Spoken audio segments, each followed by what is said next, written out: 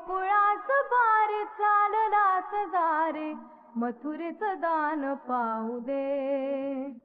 सोडूनी गोकुळास बार चाललास दारे मथुरेचं दान पाहू दे.